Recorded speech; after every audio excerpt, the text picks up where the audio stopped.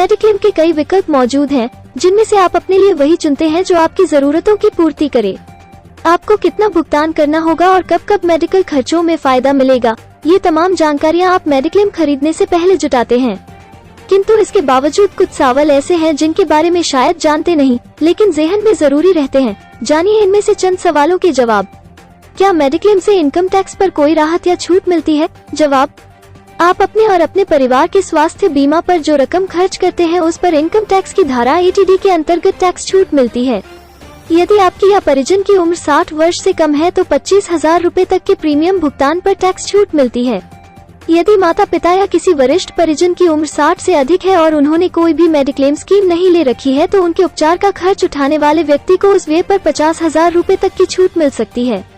बीमारी के पहले और बीमारी के बाद की स्थिति में बीमा कैसे काम करता है? जवाब, सामान्यतः मेडिक्लेम पॉलिसी के अंतर्गत दावा करने के कुछ नियम होते हैं, जिसके अंतर्गत नई पॉलिसी लेने वाले व्यक्ति को शुरू के 2 साल तक सर्जरी का कवर नहीं मिलता है।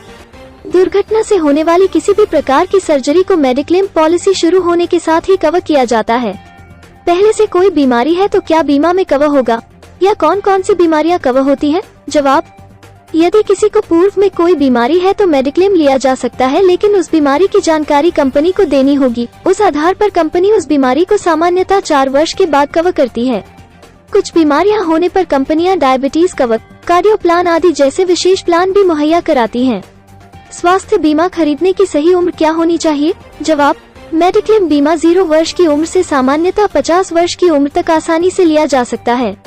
व्यक्ति को कम उम्र में मेडिक्लेम पॉलिसी ले लेनी चाहिए, जिससे आकस्मिक होने वाली बीमारी या दुर्घटना होने पर बीमा सुरक्षा बिना मेडिकल जांच पॉलिसी के मिल जाती है। कम प्रीमियम में मेडिक्लेम पॉलिसी उपलब्ध हो जाती है। जानिए कुछ और पॉलिसी के बारे में, ये भी है मददगार।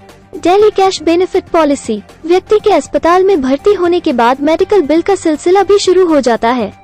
साथ ही साथ उसका व्यापार या नौकरी की आय भी प्रभावित होती है। इसकी क्षतिपूर्ति के लिए कुछ कंपनियां डेली कैश बेनिफिट पॉलिसी का विकल्प भी देती हैं, जिसके तहत जो सीमा आपने प्रतिदिन की तय की है उस राशि का भुगतान अस्पताल में भर्ती होने पर प्रतिदिन के हिसाब से प्राप्त होता है। उदाहरण के लिए अर्जुन नाम का व्यक्ति बीमार है। वो एक बीमा पॉलिसी 5,000 रूपए प्रतिदिन की लेता है और 8 दिन के लिए अस्पताल में भर्ती होता है, तो बीमा कंपनी उन्हें 5x8 दिन के हिसाब से कुल 40,000 का भुगतान करेगी। दुर्घटना बीमा पॉलिसी, दुर्घटना बीमा पॉलिसी के तहत बीमा कंपनी दुर्घटना से मृत्यु होने पर लंप सम राशि नॉमिनी को प्रदान करती है।